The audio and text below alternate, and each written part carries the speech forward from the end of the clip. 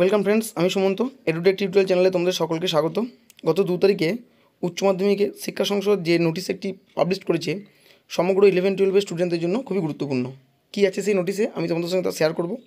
আজকের ভিডিওতে আমি তাই আলোচনা করব। তাই বলো, ভিডিওতে যারা নতুন আছে তারা অবশ্যই চ্যানেলটি সাবস্ক্রাইব করো এবং পাশে থাকা বেল আইকনটি ক্লিক করো, পরবর্তীতে যাতে এই ধরনের আপডেট তোমরা পেয়ে যাও।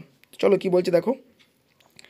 প্রথম পয়েন্টে বলছে, the candidates who have passed the XI annual examinations but did not appear or succeeded in the test examinations or HS examinations so far are permitted for pursuing their studies under semester system in class 12 appraise in the academic year 2025-26।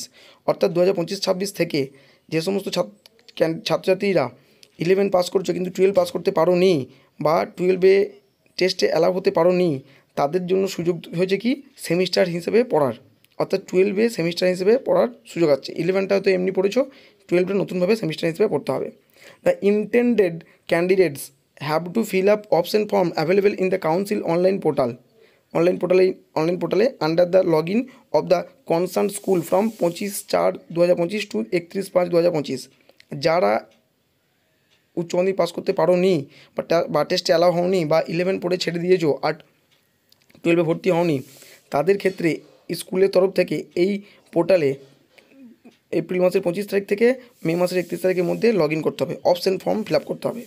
Once the option form is submitted, the concerned student will be eligible for pursuing his or her study in class 12 under the syllabus and curriculum of semester system and as per WB Council of HS Education Regulation 2024। যারা option form fill up করা মাত্রই সেই সমস্ত ছাত্রছাত্রীরা semester কোথায় পড়ার জন্য উপযুক্ত হয়ে যাবে বা এলিজিবল হবে। Such candidate will be eligible to fill up the enrollment forms for semester 3 and semester 4 examinations to be held tentatively in the month of September 2025 and March 2026 respectively as per norms and regulation।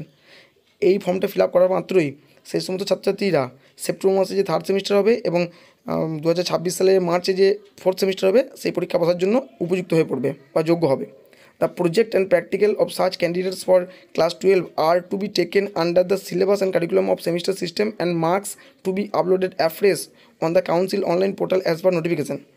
সেই সমস্ত ছাত্রছাত্রীদের নতুন করে practical পরীক্ষা, project এগুলো নেওয়া হবে এবং নাম্বারগুলি বোর্ডের তরফ থেকে যখন নোটিফিকেশান দেওয়া হবে সেই অনুযায়ী পোর্টালে আপলোড করতে হবে। At the time of filling up the option form, in some of cases, the candidates may not be permitted to continue their studies with existing subject combination as per the registration due to some technical issues.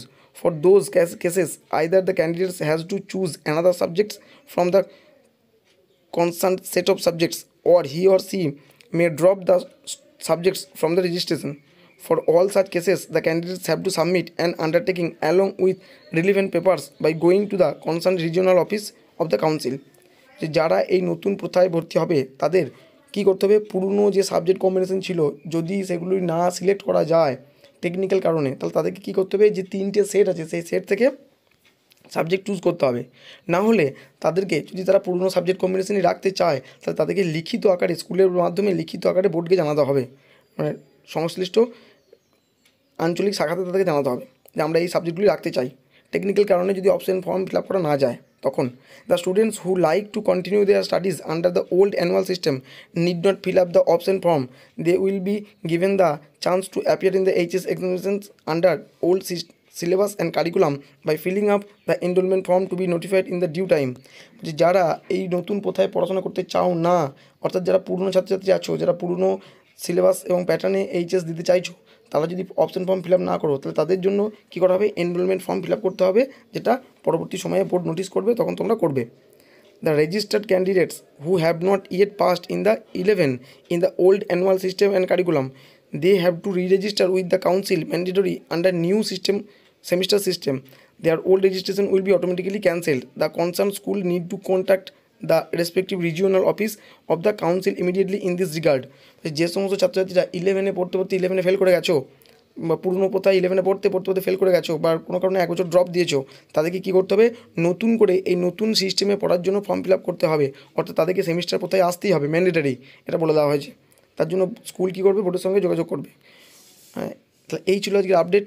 ভালো লাগলে অবশ্যই like, comment ও share করবে। সঙ্গে থাকার জন্য ধন্যবাদ। ভালো থাকবে, সুস্থ থাকবে।